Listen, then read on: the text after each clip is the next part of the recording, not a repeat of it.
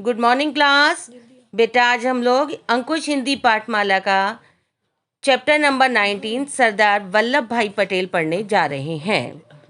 बच्चों, वल्लभ भाई पटेल स्वतंत्रता संग्राम के अग्रणी नेता तथा भारत के प्रथम गृह मंत्री के रूप में जाने जाते हैं। उनका संपूर्ण जीवन त्याग, तप, कर्मनिष्ठा, देश सेवा, दृढ़ता और अटल इच्छा शक्ति की मिसाल है। तो चलिए हम लोग इस पाठ को शुरू करते हैं। सरदार वल्लभ भाई पटेल महान स्वतंत्रता सेनानी एवं स्वतंत्र भारत के प्रथम गृह मंत्री थे। इन्हें नए भारत के निर्माता और राष्ट्रीय एकता के एक शक्तिशाली स्तंभ के रूप में याद किया जाता है। उनके सुदृढ़ और अटल व्यक्तित्व के कारण उन्हें लौह पुरुष की उपाधि प्रदान की गई। सरदार वल्लभ भाई पटेल का जन्म 31 अक्टूबर 1875 को नाडियाद, गुजरात में हुआ।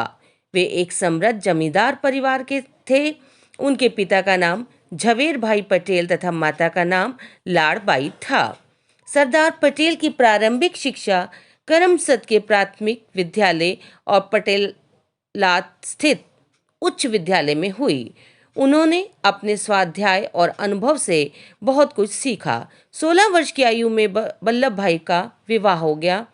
22 वर्ष की उम्र में उन्होंने मैट्रिक परीक्षा उत्तीर्ण की और जिला अधिवक्ता की परीक्षा में उत्तीर्ण हुए। इसके बाद उन्होंने वकालत की। 1900 में पटेल ने गोधरा में स्वतंत्र जिला अधिवक्ता कार्यालय की स्थापना की। एक वकील के रूप में वल्लभ भाई को अच्छी खासी प्रसिद्धि मिली। वे कमज़ोर मुकदमे को भी उतनी सटीकता से प्रस्तुत करते थे कि जीत सुनिश्चित हो जाए। उन्होंने अपने मुकदमों में पुलिस के गवाहों और अंग्रेज न्यायाधीश को चुनौती देकर आगे बढ़े। इस तरह धीरे धीरे उनकी ख्याति बढ़ने लगी। 1908 में उनकी पत्नी की मृत्यु हो गई। परिवार में एक पुत्र और एक पुत्री रह गए। वकालत के पेशे में तरक्की करने के लिए पटेल ने मिडल टेम्पल के अध्ययन के लिए अगस्त 1910 में लंदन की यात्रा की। वहां उन्होंने मनोयोग से अध्ययन किया और अंतिम परीक्षा में बहुत अच्छे अंकों के साथ उत्तीर्ण हुए। फरवरी 1913 में भारत लौटकर वे अहमदाबाद में रहने लगे। वहां तेजी से तरक्की करते हुए वे अहमदाबाद अधिवक्ता संघ में अपराध कानून के अग्रणी बैरिस्टर बन गए। गंभीर और शालीन प्रकृति के वल्लभ भाई पटेल का आरंभ में बहुत उच्च स्तरीय रहन सहन था और अंग्रेजी पहनावा उन्हें प्रिय था। वे ब्रिज खेल के चैंपियन होने के कारण भी प्रसिद्ध थे। 1917 तक वे भारत की राजनीतिक गतिविधियों के प्रति उदासीन ही रहे। वर्ष 1917 में गांधी जी के विचारों से प्रभावित होने के बाद उनके जीवन की दिशा ही बदल गई। उन्होंने गुजरात क्लब छोड़ दिया, किसानों के समान सफ़ेद वस्त्र पहनने लगे और भारतीय खान पान अपना लिया।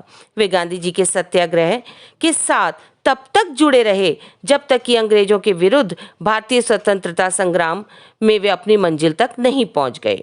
सन 1917 से 1929 तक पटेल ने अहमदाबाद के पहले भारतीय निगम आयुक्त के रूप में सेवा प्रदान की।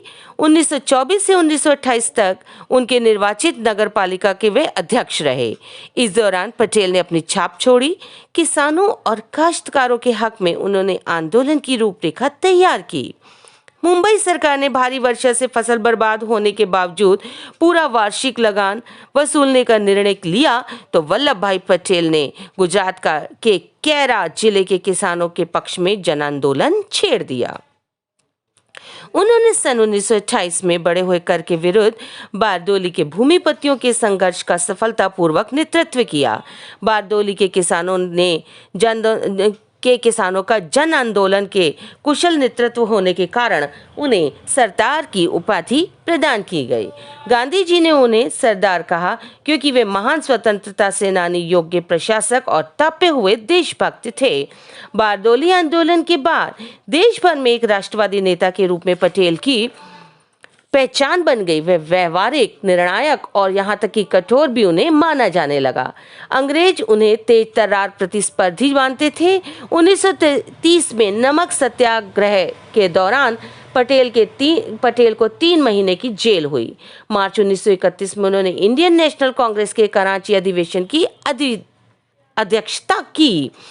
जनवरी सन 1947 में भारत को आज़ाद होने के बाद उन्हें पहले गृह मंत्री के रूप में उप प्रधानमंत्री बना दिया गया।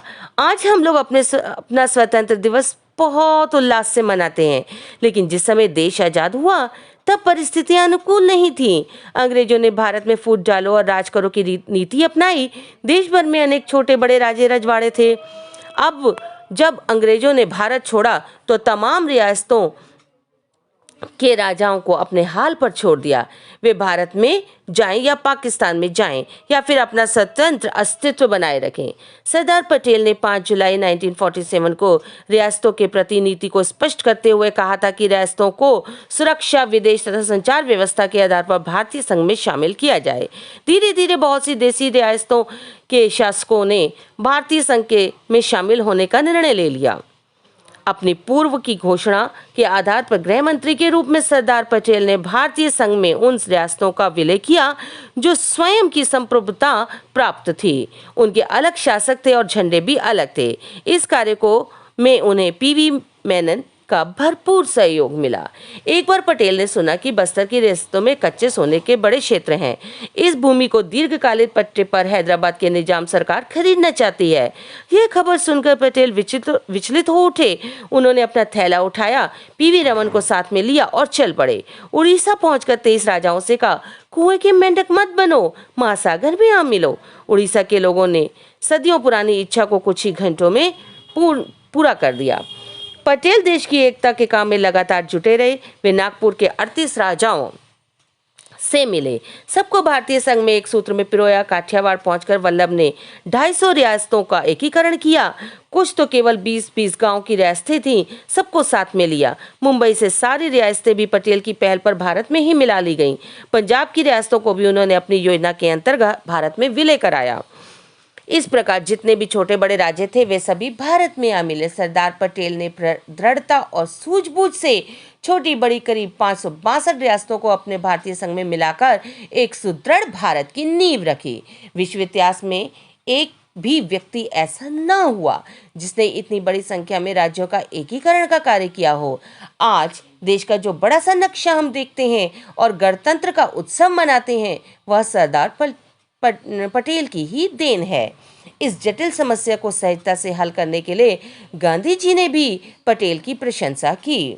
15 दिसंबर 1950 को 75 वर्ष की आयु में दिल का दौरा पड़ने से लौह पुरुष सरदार वल्लभ भाई पटेल का निधन हो गया। राष्ट्रीय प्रति उनकी सेवाओं के लिए सरदार वल्लभ भाई पटेल को देश के सर्वोच्च सम्मान भारत रत्न से अलंकृत किया गया।